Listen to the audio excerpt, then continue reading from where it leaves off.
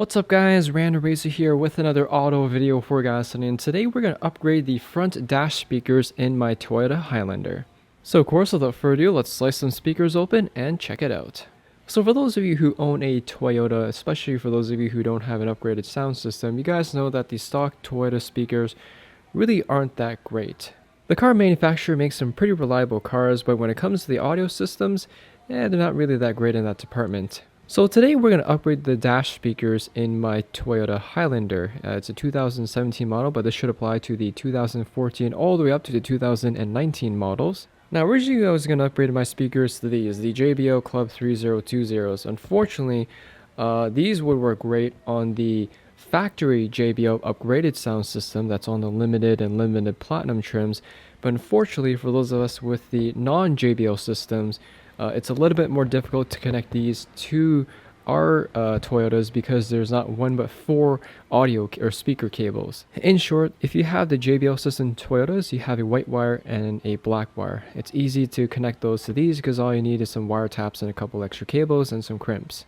But for us, because we have four wires, a black, a white, as well as a pink and purple, it's a little bit more difficult, and therefore you have to do a little bit more splicing and cutting to get them to work with these.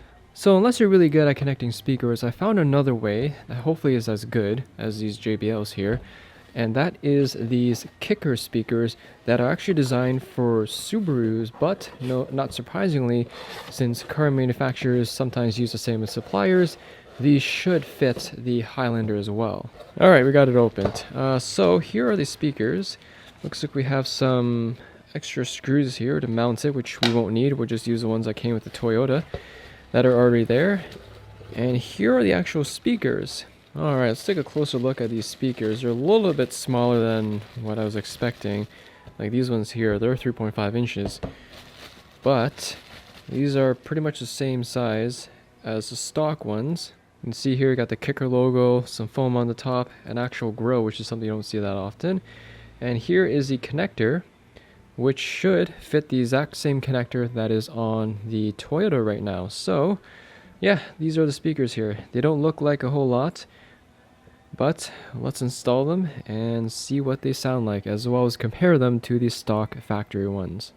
Alright, so we're inside the car now. Picked a really crappy day to do this. It is literally all ice out. Like, look at this window. I can turn down this window. So the first thing you want to do is remove the grill here. I use a microfiber cloth as well as a tool here to prevent scratching. Use some sort of plastic flat tool to kind of lift it upwards like this. And you can see here the speaker grill easily pops out like so. So here's what the factory speakers look like. They're nothing too crazy or special, but we're going to remove these with a 10mm socket and see what it looks like underneath.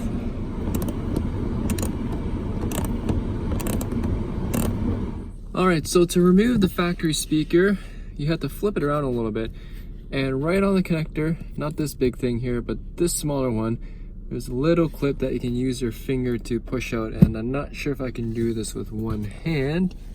Little clip right here. See if you can dig your nail in there, and it should just pop out. You can see we got the connector out. Here's the connector, four cables in here. And now we're going to put the new one in. Here's a quick comparison between the two speakers. This is the new one, this is the stock one from Toyota. And you can see here that the Toyota one is kind of just paper. It literally just feels like paper. So definitely a big difference in terms of the quality of the speakers compared to the stock one. So all you have to do is attach the factory connector to this connector here, and it should just fit into place. Just reuse the screws that Toyota already had on the older speaker here. Once you got the new speaker hooked up, just push it back into place, grab your screws, and tighten it back up. Well, it's not as perfect as I hoped it to be. So the screw holes on the Highlander aren't perfectly matched with the screw holes on the speaker. So I can get one screw in, but I can't get the other, which hopefully won't be too much of an issue. So what I found out here is that even though the screw hole doesn't line up with the factory screw hole, I could still use this screw with a washer to actually keep the speaker down in place on this side. You don't have to, but I think hopefully this will work. But yeah, seems to be secure, and we're gonna put the grill on and be done with that. And thankfully, the speaker grill fits on top of the new speaker without any issues, without pushing it up or anything, so I guess that's a good sign. Alright, so the driver one is done, as well as the passenger side one is also done. So let's do before and after and see what this sounds like.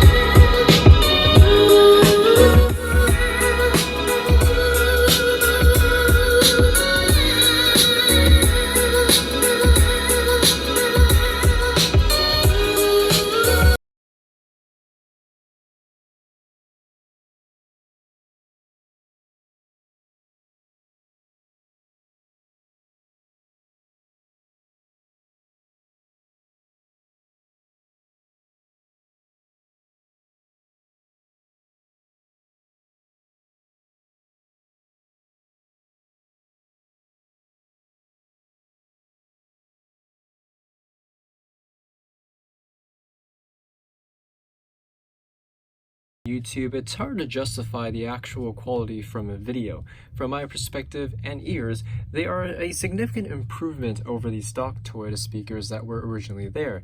To sum up, the sound produced by the kicker speakers are louder, but more specifically, vibrant. The old speakers had a tiny sound effect to them, where these kickers kind of fill in the void where the originals lacked. Before, it was obvious that the door speakers were the primary source of sound, but with the kickers now installed, they kind of balance that sound nicely, making the entire cabin, at least from a driver's perspective, much more fuller and balanced. The sound is louder at the front, and again, doesn't sound tiny, but loud and full. I wouldn't say it's a night and day difference, but I will say that it does make listening to music inside the Highlander much more enjoyable thanks to these kickers.